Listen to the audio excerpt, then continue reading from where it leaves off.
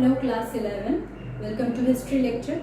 Today we are continuing with our first chapter and we are doing sources. We have already seen the different sources, what are the different sources for the study of history that we have seen in our live class. So we are discussing only the first source of history, that is archaeology, and we know that archaeology can be divided into different categories. Archaeological sources are of different types like art material and artifacts. Then we have coins and inscriptions. So we will see now what are the different types of inscriptions and coins that are available for us as a researcher or as a student of history. So we'll see different types of inscription, then we'll see the different types of coins that are available. So we have seen that sources of history are very important for getting information about different periods. Without these available sources, our study would have been incomplete, and we see that for ancient period and for some portions of medieval period also, we do not have proper written records. So the sources of history are very important for constructing the history of that period. And also we see whatever literary sources or whatever written records are available, to validate those written records we need the help of archaeology. So archaeological sources like inscriptions and coins helps us to validate whatever written record is available. And for a vast period of time for which there is no written record, for those period or for that period we are completely dependent on archaeological sources. And the two most important archaeological sources are coins and inscription. Of course, artifacts are also very important archaeological sources, and we have seen about the different artifacts like bones, tools and articles used by the people, the burial places, the architectural remains. These are all the artifacts which also falls under the category of archaeological sources. Now today we will see coins and inscription. There we will see what are the different types of inscription and what are the different types of coins that are available to us. So first we will start with inscription. And when we are doing inscription, we know that these inscriptions means the writings are carved out in a hard object on a stone slab or on a pillar or on a clay tablet. These writings are carved out. These are called inscription, and the study of inscription is called as epigraphy. And we see the different types of inscriptions are available, like official inscription. Official inscriptions are those which are issued by the king or the ruler, especially for royal orders or for any administrative rule and order. These things are mentioned mainly in the official inscription. So the first category or the most important category of inscription is the official inscription. This gives an idea about the constitution of that period of the ruler, and also gives us information about the way the state or the country was administered and the orders that was passed for the common people. These things we can know from official inscriptions.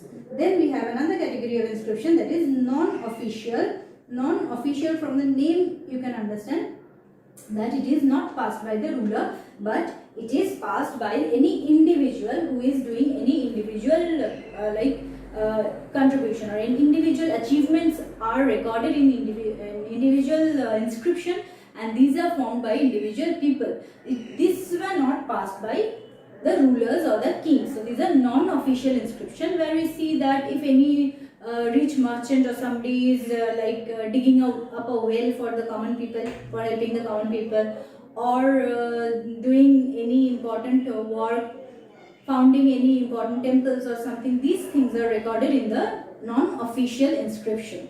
So non-official inscription is another category of inscription which are also important. This gives us information about some individual person and how they used to contribute for the society, and these were issued with the permission of the rulers. Now apart from official and non-official, we see there was religious inscription. Religious inscriptions were passed, were inscribed by the rulers, and these mainly contains the religious dictum, like the Ashokan, the Ashokan pillar edict of Dhamma Lipis, where we get the information about the Dhamma or religion. So rulers give the religious information in separate religious inscription. These inscriptions contains only religious code of conduct and religious laws. These are called religious inscription. Apart from these three, we also have the eulogies. Eulogies are basically the achievements of the king. The kings, whatever was the achievement of the king, or whatever benevolent or good deed the king has done, these things were recorded in the eulogies. So eulogies are another important categories of inscription, which are the mainly the achievements or the success story of the king or the ruler. Then we have the copper plates. Copper plates were another type of inscription. These are like, from the name you can understand that copper plates, like plates of copper, where it was inscriptions were made, and these inscriptions mainly contains information about land grants. If any individual is donating any land, or the king is giving land grant to anybody, these things were recorded in the copper plates. Copper plates are specially for land grant purpose, and these are plates where writings are carved out. These are called copper plates inscription. So these are the different types of inscriptions that are available to us for the study of archaeology: official inscription, non-official, religious, eulogies, copper plate inscription. So these are the different types of inscription. Next we will move to coins, and the coins which have been dug up by the archaeologists, different types of coins have been found. There we see mainly two different types of coins that has been available from the time. One is the Karshapana or the punch-marked coins. Okay, Karshapanas were the punch-marked coins, and another variety is the die-struck coins. So these are the two varieties of coins that are available, that have been deciphered by archaeologists: die-struck and punch-marked. Punch-marked coins are like made in such a manner that they are given any shape, in any shape of, or any piece of metal or clay. The punch was given, and several punches can be given on one single coin. When one ruler is ruling, he is giving his punch. Then next another ruler is coming, he can give his own punch on that old coin. So punch-marked coins are coins which are made by punching on it. Die-struck coins are made completely on the mold. It was set on a mold and the coin is formed. These are very important because this contain the information about the rulers, and it cannot be again cannot be used by, can be used but cannot be changed by other rulers. So punch-marked and die-struck coins are the two varieties of coins available.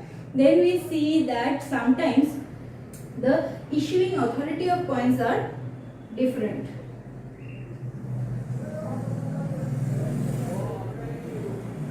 Like these coins, Karshapana or die-struck coins, these were issued by the rulers. But sometimes coins are also issued by the merchants or the goldsmith. These coins were issued with the permission of the rulers, and these are another variety of coins that are available. They were issued by merchants or goldsmith. Another variety of coins that are available is the hoards of coins from hoardings. Like in those days, in early days, there were no banking system. As there was no banking system, people used to store their coins under the ground. So this type of coin has also been dug up by archaeologists, and these are called hoarded coins. Hoarding of coins has also been found, and this also gives us a lot of information about the people of those period, and these are separate category of coins, the hoarded coins used by the common people, and how they used to store the coins. These are called hoardings. And we see that apart from this issuing authorities and hoarded coins, Karshapana and die-struck coins were very important, and these coins gives us a lot of information about the different periods on which they are issued.